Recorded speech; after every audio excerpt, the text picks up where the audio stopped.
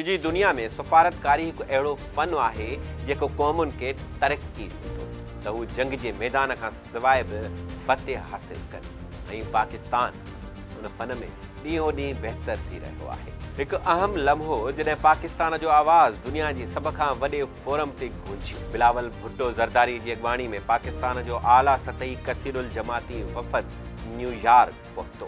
न रुगो पंहिंजी हुकूमत पर सॼे पाकिस्तान जो आवाज़ बणियो ऐं गॾियल क़ौमुनि में आलमी अॻवाननि सां मुलाक़ातूं कयूं। इहो सिर्फ़ु सफ़ारती दौरो न हुयो, इहो पाकिस्तान जो मौक़िफ़ हुयो, हिकु पैगाम हो इंसाफ़, अमन ऐं तरक़ीअ जे लाइ। पाकिस्तान दुनिया खां इंसाफ़, बराबरी ऐं एहतराम जो मुतालबो करे थो। पाकिस्तान अमन चाहे थो। गॾियल क़ौमुनि जे जनरल असेंबली में बिलावल भुट्टो पाकिस्तान जो मौक़िफ़ पेश कयो ऐं कश्मीर, फ़लस्तीन, माहौलियाती तब्दीली ऐं तरक़ी पज़ीर मुल्कनि जा हक़ हर नुक़्ते खे बेख़ौफ़ीअ सां दुनिया जे साम्हूं आंदो। इहो दौरो रुगो सफ़ारतकारीअ वारो न हुयो, इहा हिकु कहाणी हुई जंहिं दुनिया खे ॿुधायो त पाकिस्तान मुतहिद आहे।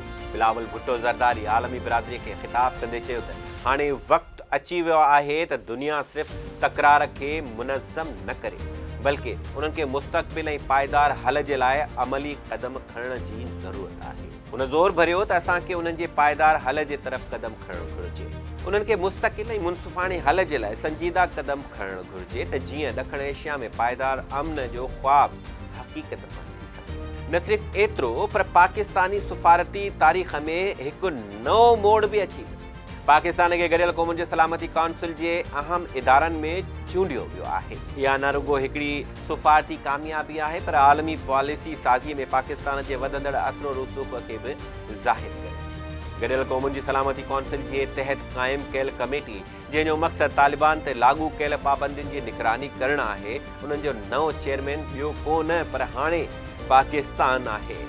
इहा कमेटी गॾियल क़ौमुनि जी क़रारदाद तहत क़ाइमु कई वई हुई ऐं हुन जो कमु आहे तालिबान ते पाबंदियूं लागू करण खे यकीनी बणाइणु। पाकिस्तान हाणे उन जे चेयरमैन जी हैसियत सां दुनिया में अमन, सलामती ऐं सफ़ारती तवाज़ुन जे लाइ अहम किरदारु अदा करे। उन खां अलावा पाकिस्तान खे गॾियल क़ौमुनि जे काउंटर टेररिज़म कमेटीअ जो नाइब चेयरमैन बि मुक़ररु कयो वियो आहे। हीअ कमेटी बि सलामती काउंसिल जी क़रारदाद तहत कमु करे थी ऐं आलमी सतह ते दहशतगर्दी जे ख़िलाफ़ कार्रवाईअ जी निगरानी करे थी। ॻाल्हि अञा हिते ख़तमु न थी आहे, कहाणी त अञा हाणे शुरू थी आहे। गॾियल क़ौमुनि जी सलामती काउंसिल जे ॿिनि अहम गैर रस्मी वर्किंग ग्रुपनि में पाकिस्तान खे शरीक चेयरमैन तौरु चूंडियो वियो आहे। पहिरियों ग्रुप आहे वर्किंग ग्रुप दस्तावेज़ी वर्किंग मेथड, जंहिंजो मक़सदु आहे सलामती काउंसिल जे तरीक़ेकार में बहितरी, शिफ़ाफ़ियत, शमूलियत ऐं कारकर्दगीअ खे यकीनी बणाइणु। ॿियो आहे पाबंदियुनि बाबति वर्किंग ग्रुप, जंहिंजो मक़सदु गॾियल क़ौमुनि जे पाबंदीअ जे निज़ाम जी जोड़ जक, निफ़ाज़ ऐं असराए ते हुजण जो जाइज़ो वठणु ऐं उनखे बहितर बणाइणु। इहा सिर्फ़ु तक़र्रुरी न आहे बल्कि पाकिस्तान जे अक़ीदे, किरदार ऐं क़ुर्बानियुनि जी आलमी मञता आहे। इहे अहम मुक़ररियूं इन ॻाल्हि जो सबूत आहिनि त पाकिस्तान सलामती काउंसिल जे गैर मुस्तक़िल मेंबर जी हैसियत सां हिकु फ़ाल, तामीरी ऐं ज़िम्मेवार किरदारु अदा करे रहियो आहे। हीउ पाकिस्तान जी दहशतगर्दीअ जे ख़िलाफ़ कोशिशुनि जी आलमी सतह ते तस्लीम थियण जो बि सबूत आहे।